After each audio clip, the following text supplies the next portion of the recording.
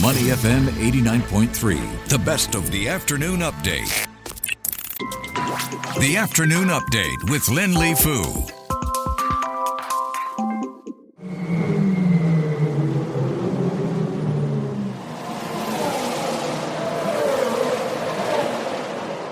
Money FM 89.3. We're just a week away from the Singapore Grand Prix, the city's biggest sporting spectacle and one of the most watched events in the world. For most of us, it's all about the roar of the engines, the night lights, and the drama on the track. But behind the scenes, Formula One is also one of the most complex live broadcasts anywhere. A global operation that has to deliver every split second of action to 700 million fans in real time. And it's this hidden world of technology that tells us a lot about the future of live events. Joining me to take us behind the curtain is Dhaval Ponda, Global Head of Media and Entertainment Services at Tata Communications, the company powering F1's global connectivity. Dhaval, welcome to Money FM 89.3. Thank you very much, Lynlee. Thanks a lot, and good to speak with you and all of your listeners today.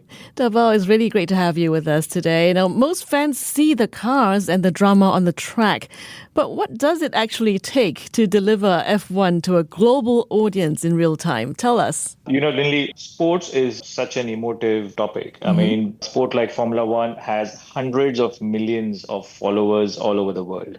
I think what they see on the screen is packed with action. You see drivers clashing, you see state-of-the-art cars using next-generation technology at play. However, when the event takes place, and Singapore, in my view, is one of the most beautiful locations for the sport, and it has also been the most eventful, and people really look forward to watching a Singapore Grand Prix. So taking a sport from, let's say, Singapore to 500 million viewers globally, as you can imagine, is an undertaking that takes a lot of focus on technology, engineering, and a lot of focus on next generation video deployment that goes in the background. So Tata Communications has been very lucky to be a technology partner to Formula One for well over 12 years now. Wow. And we have been part of the transition that went from a few video feeds to today, where you can literally watch your preferred driver of choice. And you can select your video feed, you can select your audio feed, and you can follow the race from your individual standpoint. So yes, I mean, this takes a deployment on cloud, on edge, a lot of broadcast technology all over the world to bring all of this action in a matter of milliseconds from the venue at F1 Singapore to hundreds of millions of viewers all across the world. And at the same time, you're also transmitting critical race data to the teams. Yes, absolutely. So today, watching live sport is no longer just watching one single video feed. I think we all remember the days when watching a particular sporting event meant you were sitting in a living room, there was one screen, and everyone was sort of watching a single video feed.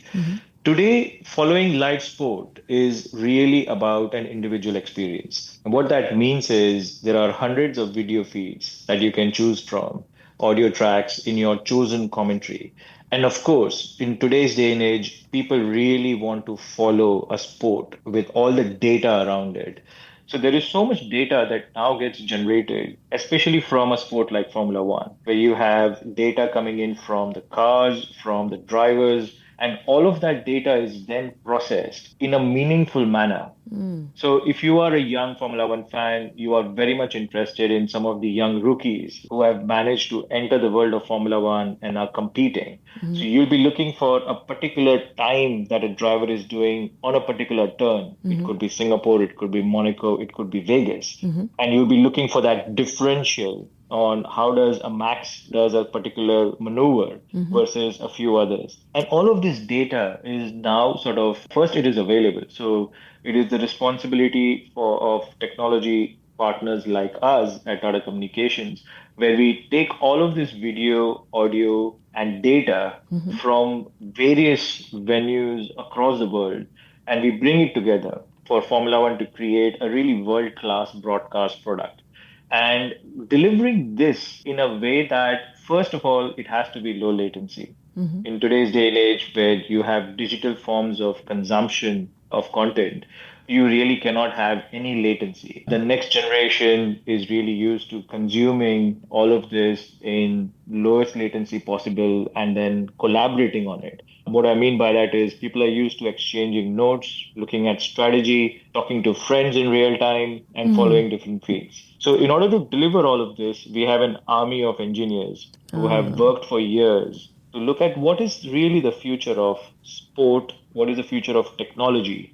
And our job is to use the best in technology, invest in next generation platforms, more importantly, invest in skill sets that you need for some of these young broadcast engineers who are also cloud specialists, AI specialists, and data specialists, and for them all to work together in almost like a symphony where it all comes together in about 400 milliseconds from when a car leaves a grid to when a viewer watches it on a screen, whether it's in Australia, Mexico, Brazil, or parts of North America. Amazing. How do you guarantee that kind of reliability and speed? Because every millisecond matters, right? Yeah, no, I mean, that's a great question, Lindy. So I think for us, delivering flawless user experience is what we aim for. In our industry, you don't really look at SLAs because the SLA is really that my live video should be available to hundreds of millions of viewers in the best quality and in the lowest latency. There is no room for even a single errored second. And in order to do this, we really focus on three things. First and foremost, I think a lot of focus goes into planning and design.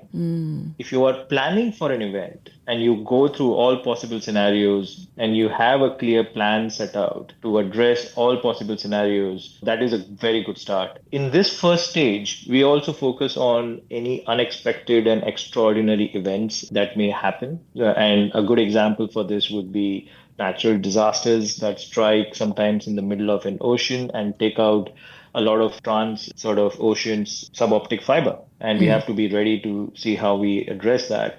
In some cases, there are solar flares that take out some satellites, so we have to plan for that as well. The second stage is really about ensuring that the best in technology is deployed. And we have been doing this for a number of years. We intentionally invest in the technology of the future.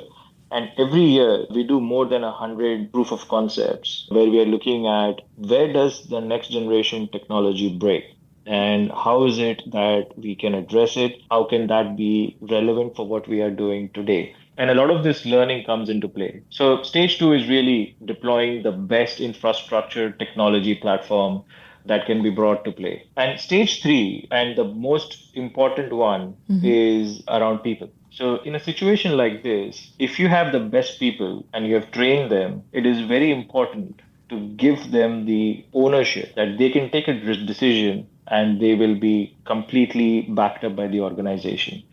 Because in a situation like this, where there's a lot of automation at play, where there's a lot of focus on self-healing networks, etc., if an engineer has to call somebody in order to make a decision or you insert layers of decision making, then you have already lost the battle. So we believe in hiring the best sort of talent, giving them the best training, but more importantly, we believe in giving them the ownership and accountability that they would need to do their roles, which actually works great. So we have been very fortunate that most of our team members have been with the business for a very long time. They enjoy what they do.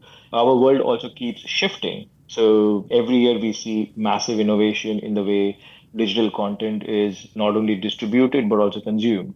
So we are quite lucky to be at the fulcrum of technology, sport, and broadcast. You're working in a very exciting space, Dhaval, because, a slight delay in getting tire data or weather information can change the outcome of a race.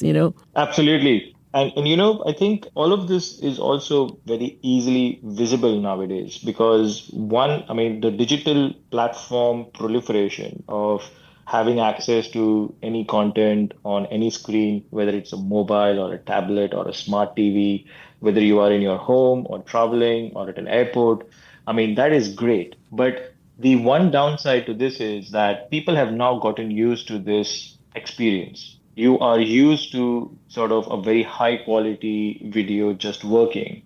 And any lapses in this are sort of not really tolerated because you've got very passionate fans all across the world. That's right. They will quickly point out if something is not working. We will have social media sort of at it as well. So it's we really focus on ensuring that the user experience is really first and foremost. And I think that takes a lot of effort in the right technology, right people, and also a lot of experience in doing this at scale. I think that experience of doing these kind of global events year after year and delivering a flawless experience gives you not only a wealth of knowledge, but it also gives the team a very sort of a strong, quiet confidence that we have done this successfully, we have scaled, and now we can take this a few steps further as well. Absolutely. And if we take a step back, Formula One is just one example. What lessons from F1 apply to how global live events, whether concerts, esports, or mega sport tournaments, are being delivered today? No, that's a great question. So Formula One is clearly at the cutting edge of what they do. They have been the leaders in terms of technology for a long time, and there are more than enough lessons to be learned in the way they have approached some problems.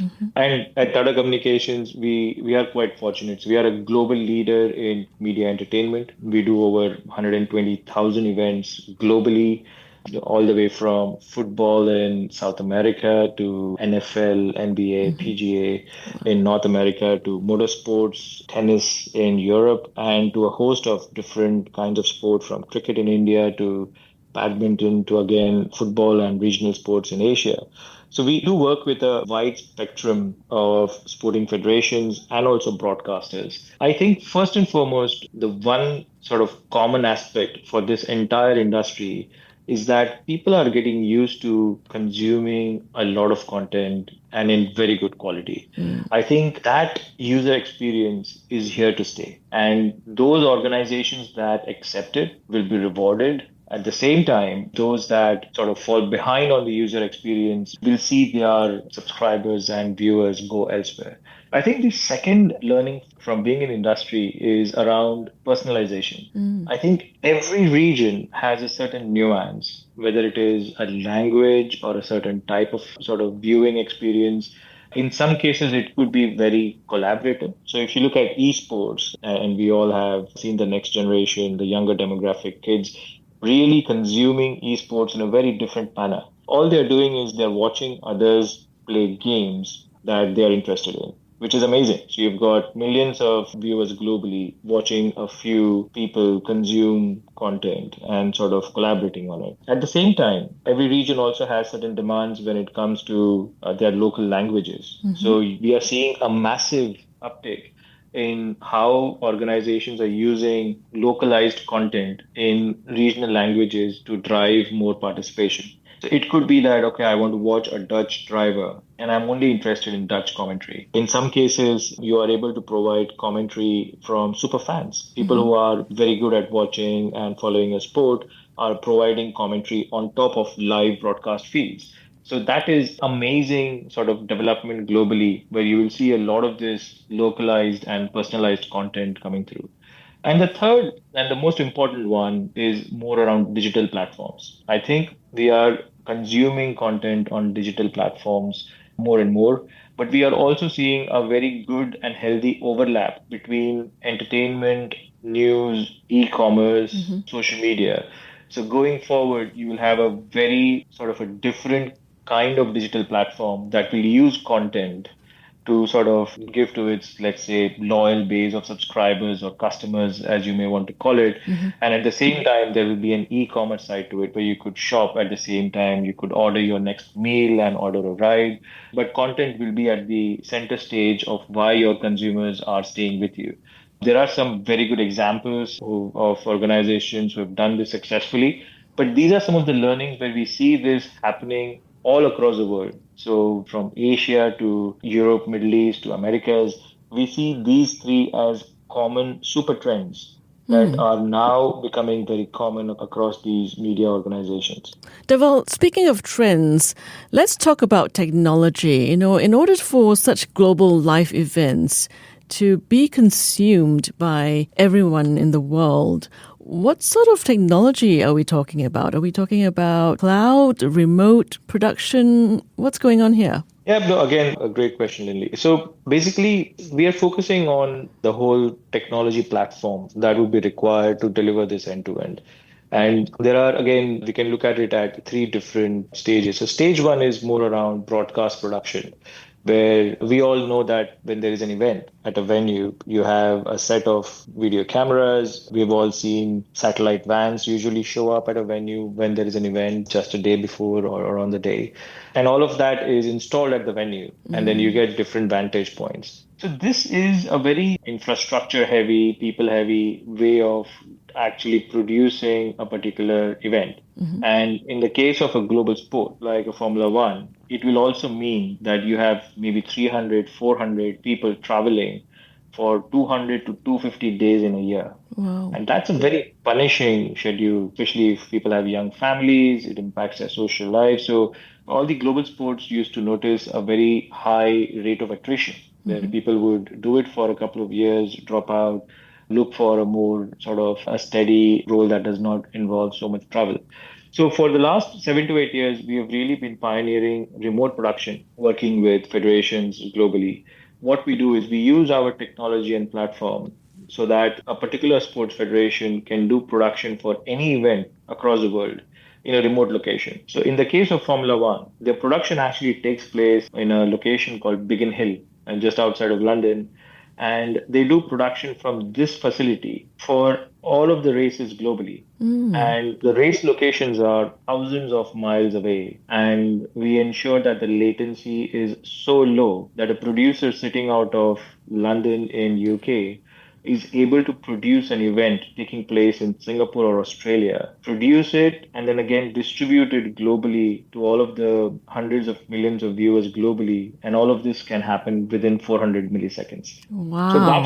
that's the whole magic of remote production. And today we do it successfully for a number of global federations. Formula One does it very successfully. And what that means is that you don't need 400 or 500 sort of people traveling. You have a handful of individuals who need to be on site. And all of the production otherwise happens in a remote location. The second aspect to this is around cloud and sort of the world of software as a service, where the industry is now moving very firmly from on-premise hardware-based sort of technology stack to a lot of this sitting on the cloud, which is brilliant because it means that you don't need to shift a lot of this heavy equipment all across the world. And a very good sort of derivative of that is that you don't need to spend as many sort of flights and logistics just being shipped all across the world, which means you are doing the whole workflow in a significantly more sustainable manner for the environment. So we have invested in a massive global digital infrastructure, which is cloud based and digital first, that helps federations do this at scale. Today, we are also deploying a lot of next generation AI tools that is making this whole broadcast product significantly better. So it is now in a place where we can do local languages, we can add more content, and all of this leverages AI in a very meaningful manner so that it can be deployed globally. So this is the way to look at it. You would look at the broadcast sort of production workflow, then you look at a cloud-based technology stack, and finally you look at innovation centered around AI to bring this all together. Wow, so much is going on behind the scenes. Now, Formula One has also been under pressure to evolve not only in fan experiences, but in sustainability. How has the Singapore Grand Prix changed in this respect over the years? Yep. So actually, the CEO of F1, Stefano, has publicly declared that they will be net zero by 2030. They are a very sort of environmentally focused sort of organization. They've made significant strides in order to sort of get there. The biggest impact, so if you look at the sport, it involves sort of a couple of large sort of flights, sort of traveling all across the world, shipping people and equipment, and sort of a lot of heavy duty equipment that too as well. So over last 5 to 6 years, the sport has consistently leveraged technology so that they are not required to really ship all of this over and over again. I think they've made significant strides in order to be more sustainable and sort of delivering the same or even a better experience. This requires a lot of focus on changing your workflow, looking at next generation technology, and then bringing it all into a really workable environment. So you will see that Singapore F1 as well will leverage all of this to use significantly lower their carbon footprint versus what used to take place 5 or 6 years ago, but at the same time delivering a superlative experience to the end user. Well, it's good to know that even in a sport known for burning fuel, the backbone of how it's run is actually moving toward being leaner and greener, Dhaval. Absolutely. Okay, let's now talk about the bigger picture. Cities like Singapore are investing heavily to attract high-value events. From your vantage point, what role does connectivity and digital infrastructure play in making a city competitive as an events hub? Great viewpoint. So one is we have a lot of focus, and we have seen this globally, where a lot of countries and cities in particular are focusing on high profile events to bring to their regions. I think this is extremely important for giving a boost to the local economy.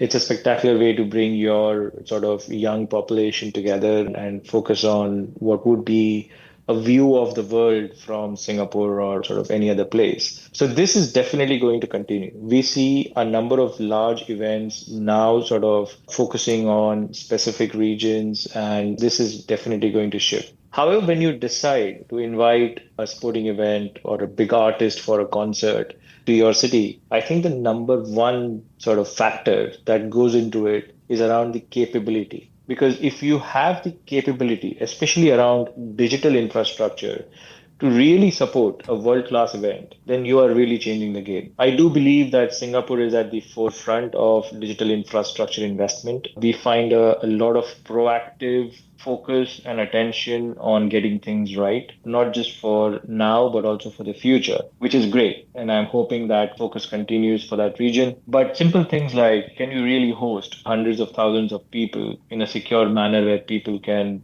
travel, enjoy the event, and then go back? Second is, do you then have the infrastructure to really mount an event at a scale which would be a spectacle globally? And somebody sitting in, let's say, Los Angeles, watching a Singapore F1 or any other event will feel that, wow, this is an amazing experience. So that sort of goes into it. And then finally, how do we make it sustainable and repeatable? How do we ensure that this becomes common, where people start looking at a lot of these cities as preferred locations? So we do find that when we talk to sporting federations or big artists or other large organizations, there are some locations which they view as highly convenient, preferred locations, and they know that it will be a breeze to go into that location, organize the event, get back home, and then do it year over year.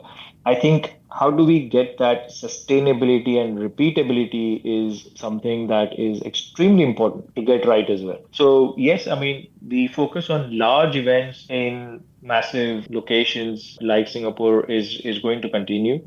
I think it is a very positive trend. It brings some of these events into these geographies, giving an impetus to the local economy, as well as bring a flavor of that local economy to a global stage. And digital infrastructure does play a very crucial role in that. Exactly, which really underlines the point. It's not just about building bigger venues, but about having a digital backbone that can keep up with the demands of the world's biggest events. Dhaval, thank you so much for your insights today. Thank you very much. It has been a pleasure. Thank you very much. And I wish a great day to your listeners as well. From trackside split-second decisions to delivering every moment to millions around the world, F1 is more than just a race. It's a glimpse into the future of how live events will be powered. Thank you so much for giving us that rare look behind the broadcast curtain. Thanks a lot. Thank you very much, Lynlee. Dhaval Ponda, Global Head of Media and Entertainment Services at Tata Communications. And as Singapore gears up for next weekend's Grand Prix, now you know the real race isn't just on the track, it's also in the data and networks carrying the action to fans everywhere. I'm Lynlee. You've been listening to Industry Insight on Money FM 89.3. To listen to more great interviews, download our podcasts at audio.sg or download the audio app. That's AWEDIO, audio at the App Store and Google Play.